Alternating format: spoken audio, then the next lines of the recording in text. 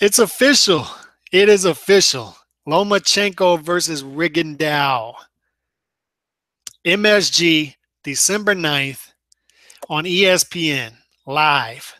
It's a beautiful thing, man. Everything about this is beautiful.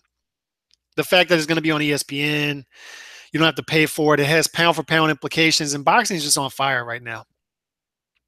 You look at all the fights with the pound for pound implications. Look at all the fights with so much on the line with these divisions. I mean, look at Ward versus Kovalev. You know, that was billed as the fight between the top two pound for pound guys. And then look at the fight coming up tomorrow, Golovkin versus Canelo, the two top pound for pound guys in some people's opinion. And then this one has pound for pound implications. Lomachenko is being built up as possibly the best pound for pound fighter in the world, and he's facing Rigo, a guy who has been seen on pound for pound lists, pretty much on everybody's pound for pound list somewhere in the top 10. Hasn't had that big shot, at least since the Donaire fight, and a lot of that has to do with himself, business decisions. However, here it is. He's got a shot. He's got his shot in the big time. And what I love about this fight as well, arguably the two most skilled fighters in the world. You're talking about, dude.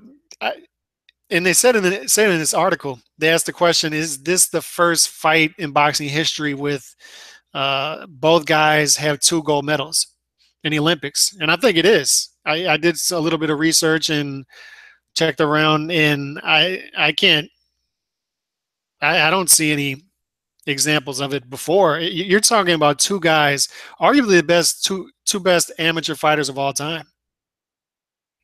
Lomachenko, what was he, 396-1? Rigo came from that famed Cuban amateur system and was the best of the crop, and 2 gold medals. Just 2 phenomenal talents who turned pro late in their careers.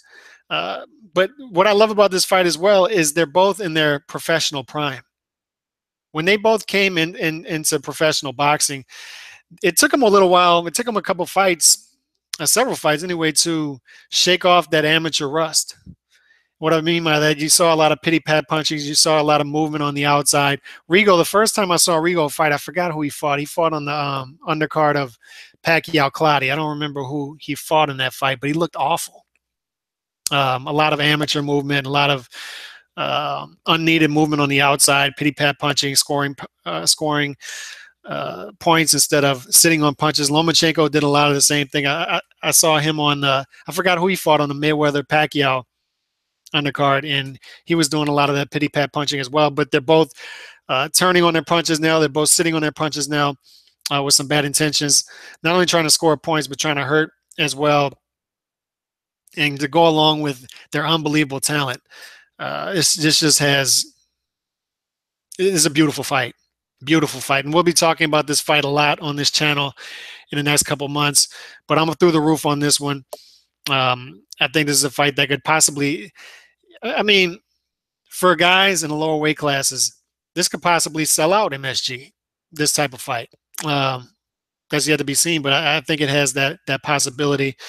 Going to have a great atmosphere there. And I think the weight difference is overblown. Yeah, Lomachenko is naturally a little bigger, but Rigondeaux can fight at that weight.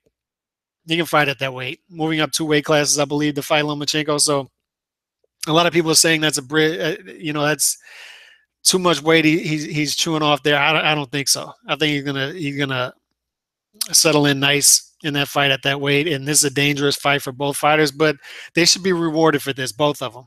These are the type of fights as a boxing fan that you want. You know, all these guys, top fighters fighting cupcakes, fighting taxi drivers, fighting Uber drivers. Enough of that. Let's call these guys out, and let's give these guys credit for what they're doing. All these guys fighting top opponents, fighting the best opposition out there. Give credit to guys like this. Give credit to Ward and Kovalev for fighting each other. Give credit to Golovkin and Canelo for fighting each other. Give credit to guys like Badu Jack who want to fight the best, you know, and want to take over divisions. Give credit to those guys. and let these guys fighting cupcakes go by the wayside and stop giving them credit for keeping undefeated records for fighting bums. All right. So shout out to both these guys for taking on this challenge. And I'm looking forward to this one big time. Big time. A lot to love about this fight. And I'm all for this one. Peace.